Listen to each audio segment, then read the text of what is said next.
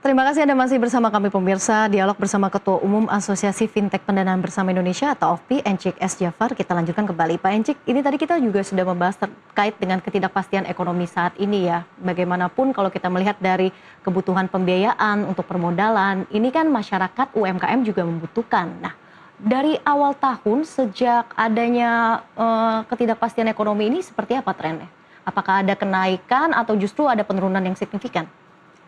Sebenarnya sih karena tadi saya sudah sampaikan bahwa kredit gapnya itu terlalu besar ya, Iya. 2.400 triliun, sementara yang baru kita bisa capture khusus untuk UMKM ini baru 34 triliun.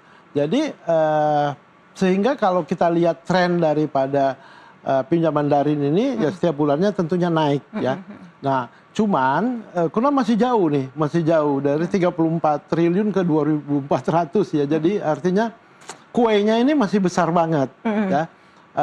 Tapi walaupun kuenya masih besar sekali, ini kita sangat selektif. Kita tentunya harus prudent memberikan kredit, analisa kelayakan kredit pun kita tingkatkan.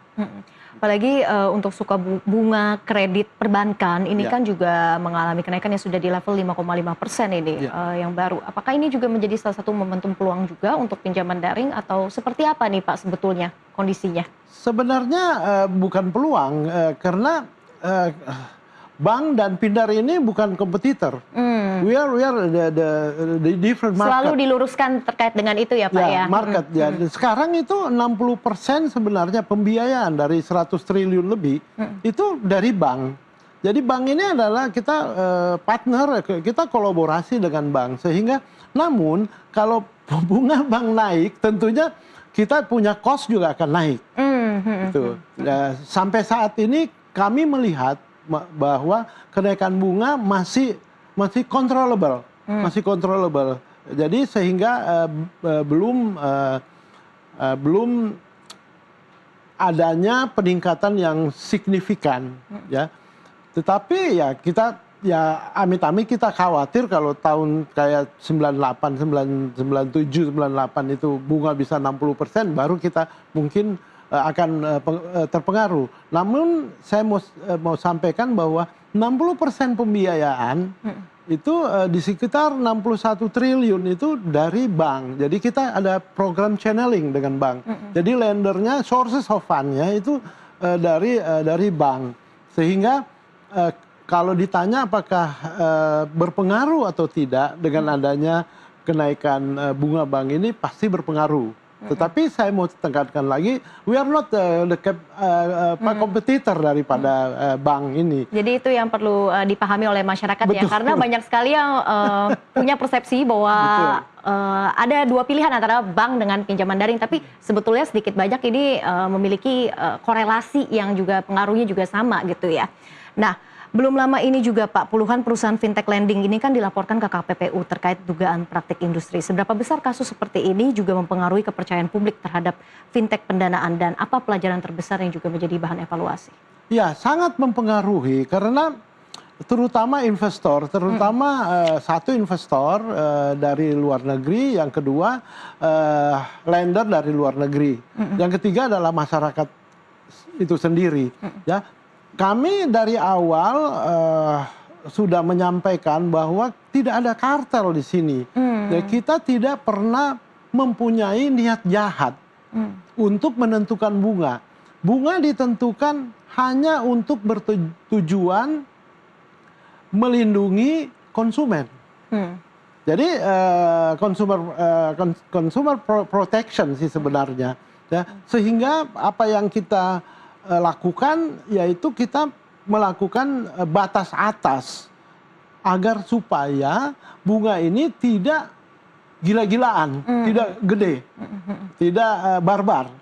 Akhirnya waktu itu atas arahan OJK, dan itu sudah ada tertulis dari surat OJK ke KPPU dan ada press rilis dari OJK, itu adalah atas arahan OJK saat itu. Bahwa bunga harus diatur supaya tidak tinggi. Jadi tujuan kita adalah niat baik kita untuk protect konsumer. Nah, sementara tuduhannya itu kan kartel. Kalau kartel itu kan artinya ada niat jahat. Ada niat jahat untuk keuntungan. Kalau kita ditanya bahwa apakah penentuan bunga ini untuk keuntungan perusahaan, nggak ada perusahaan yang mau diatur. Soal ini batas-batasnya. update-nya jadi seperti apa Pak dengan OJK? Saat ini dengan OJK kita terus karena waktu itu belum adanya undang-undang P2SK sehingga OJK tidak mempunyai legal standing untuk mengatur market conduct. Nah, saat ini setelah adanya undang-undang P2SK 2023, OJK yang mengambil alih aturan bunga itu. Nah, tetapi yang paling penting adalah tidak ada niat jahat untuk keuntungan anggota perusahaan-perusahaan ini. Tidak ada niat jahat, bahkan kita ada opportunity loss, ya, opportunity loss di mana kita kehilangan yang harusnya kita profit, akhirnya kita nggak profit. Seberapa besar Pak opportunity loss-nya? Waktu itu ya lumayan besar ya, 0,2% ya, karena waktu itu kan masih 1%. Oke. Kita kembali melihat untuk pembiayaan digital di Indonesia saat ini kan memang menjadi salah satu fokus juga. Nah, sebetulnya Pak, kalau kita kembali membahas terkait dengan core bisnis dari industri pinjaman daring ini, sekarang masih lebih banyak untuk kebutuhan konsumtif atau produktif? Memang, nah kalau kita lihat masih kita punya 3 klaster, multiguna, produktif, dan syariah, masih di multiguna. Tetapi perlu kita, kalau kita membahas lebih dalam, itu sebenarnya banyak ultramikro yang butuh kecil, cuman 3 juta sampai 6 juta. Ultramikro itu adalah banyak pengusaha-pengusaha atau para pengusaha rumahan, ya, seperti penjual bakso, nasi uduk, atau penjahit, atau tukang cukur yang memerlukan modal yang kecil ya, antara 3 juta sampai 6 juta. Itu kira-kira yang banyak yang mendominasi di kredit Pindar ini. Untuk sektor-sektor usahanya Pak, apakah masih lebih banyak dari UMKM atau udah banyak juga nih yang dari sektor-sektor baru seperti sektor ekonomi hijau gitu misalnya? Masih banyak kalau istilah sekarang itu di UMI ya, ultramikro ya. Ultramikro lebih banyak yang mendominan ya. Jadi banyak usaha-usaha masyarakat kecil yang rumahan kayak gitu. Oke, jadi lebih banyak di ultramikro UMKM kecil begitu ya. UMKM kecil. Nah, pemerintah kan juga menargetkan pertumbuhan ekonomi yang lebih tinggi dan inklusif walaupun sekarang ketidakpastiannya juga masih ada gitu ya betul. Sejak awal tahun. Nah, apakah kapasitas pembiayaan nasional saat ini juga sudah cukup kuat untuk mendukung target tersebut? Sebenarnya sih kalau kita lihat ya, balik lagi tadi, karena kita ini adalah sources of fund-nya, kalau bukan bank adalah lender ya kan. Itu tergantung dari bank dan lender dari investor dari luar gitu. Nah, kalau tetapi karena dengan adanya isu KPPU ini, ya banyak investor udah mulai keluar dari industri ini. Itu yang kami sayangkan, sehingga karena mereka ketidakpastian terhadap ini, hukum di Indonesia ini sangat rentan bagi mereka. Jika regulasinya juga terus berkembang ya, kan kita juga sama-sama menantikan untuk regulasi-regulasi ke depannya. Perubahan apa yang paling mungkin terjadi dalam beberapa tahun ke depan? Saya pikir kalau masalah regulasi ya, OJK juga melihat perkembangan bisnis ini. Jadi saya untuk ke tahun depan ini kan kita belum tahu ya, karena terus terang aja kita pun membuat prediksi yang agak sulit ya saat ini, karena kondisi di ekonomi kita juga lagi banyak yang turun ya. Jadi itu yang kita melihat bahwa ke depannya nanti ya tentunya kita terus memperketat seleksi daripada analisa kelayakan kredit kita. Selain menseleksi dan juga artinya lebih selektif ya, ada tidak antisipasi ataupun juga langkah mitigasi lainnya yang juga dilakukan oleh industri? Ya, langkah mitigasi lainnya ya tentunya kita target kita menurunkan kredit yang bermasalah ini. Karena dari bulan ke bulan ini kelihatannya udah mulai naik terus ya. Naik terus. Jadi kita akan apa namanya antisipasi untuk bagaimana supaya kredit bermasalah ini tidak terlalu naik. Selain dari risiko dari kredit bermasalah, inovasi-inovasi apa lagi yang juga menjadi fokus untuk hingga akhir tahun nanti? Inovasi tetap kita menggunakan ekosistem yang ada, ya kan. Seperti ada beberapa teman, beberapa penyelenggara, beberapa perusahaan, ya karena memiliki ekosistem seperti marketplace dan segalanya itu tetap kita kembangkan. Terus ada beberapa perusahaan yang fokus kepada ultra mikro perempuan, mereka akan mengembangkan terus menerus, meningkatkan dan mengembangkan itu ekosistem yang sudah ada. Apalagi dengan masifnya adopsi teknologi saat ini dan juga penggunaan AI, apa nih yang menjadi suatu kekhawatiran juga ya, khususnya kan untuk industri fintech pinjaman daring, di mana kita tahu pelaku-pelaku UMKM ini juga cukup rentan nih dengan adanya kejahatan siber.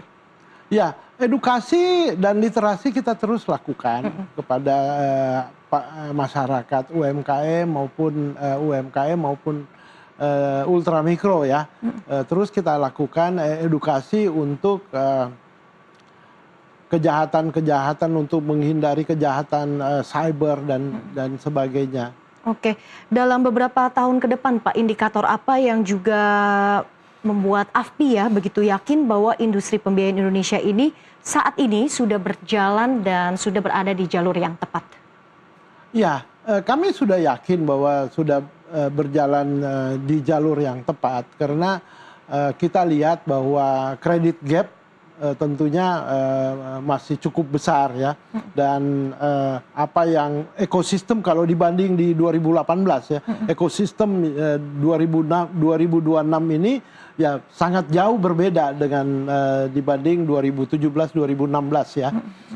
Saat ini sudah sangat banyak peningkatan tentang apa namanya ekosistem dan inovasi-inovasi terbaru ya, baik itu teman-teman di ekosistem dan regulasinya dari inovasi digital keuangan dari OJK juga cukup aktif ya, sangat aktif bahkan dengan mengadakan inovasi adanya apa namanya inovatif credit scoring dan sebagainya. Oke, dan juga masih terkait dengan literasi keuangan juga. Betul, ya untuk masyarakat. Belum bisa kita katakan ini secara merata juga untuk seluruh Indonesia. Nah, apa nih tantangan terbesar dan juga kendala yang masih dihadapi dan juga menjadi salah satu bahan evaluasi juga nih untuk berbagai stakeholder, tidak hanya dari asosiasi, dari pelaku industri juga, tapi juga dari pemerintah terkait dengan literasi keuangan? Tantangan paling besar saat ini dan sudah berapa tahun sampai saat ini adalah pinjol ilegal. Jadi kalau pinjol itu pasti ilegal. Ini yang sangat apa namanya mengganggu kita dan sangat tentunya menyengsarakan masyarakat. Jadi masyarakat itu sengsara dengan pinjol-pinjol ilegal ini. Nah, itu yang kita lakukan terus edukasi kepada masyarakat untuk menghindari pinjam ke pinjol, pinjaman online ilegal. Jadi pinjol ini sangat agresif dan kalau kita lihat bahwa kalau outstanding kita saat ini di 100 triliun lebih, mungkin sekarang 110 triliun. Itu mereka bisa di 200 triliun lebih, 260 sampai 280 triliun. Sehingga sebenarnya apa namanya pinjol ini masih terus beredar dan harapan kita adalah ya penegak hukum bisa menangkap aktivitas daripada orang-orang apa yang ada di belakang pinjol ilegal ini. Terakhir Pak, dari kacamata industri ya, jika pinjol ini benar-benar bisa berhasil diberantas, prospek yang bisa kita dapatkan ya untuk kontribusi pertumbuhan ekonominya itu akan sejauh mana Pak? Ya, tadi kan saya sampaikan bahwa mereka itu ada 260 triliun.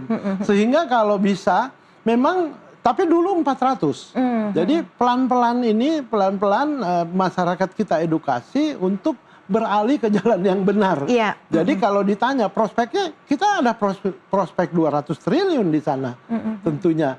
Jadi masyarakat juga sebenarnya kalau disuruh pilih, mereka pasti pilih kita. Cuman mereka tidak tahu, tidak mengerti tentang perbedaan antara pinjol dan pindar. Ini yang menjadi problem bagi kita dan tugas kita untuk bagaimana melakukan edukasi dan literasi tentunya. Baik, terima kasih Bapak Encik S. Jafar, Ketua Umum Asosiasi Fintech Perdana Indonesia, AFPI, sudah berdiskusi bersama kami di Nusantara Economic Updates. Pada pagi ini, sehat dan sukses selalu untuk Bapak. Thank you, makasih. Dan pemirsa, usai jeda, kami akan kembali dengan informasi menarik lainnya. Tetaplah bersama kami.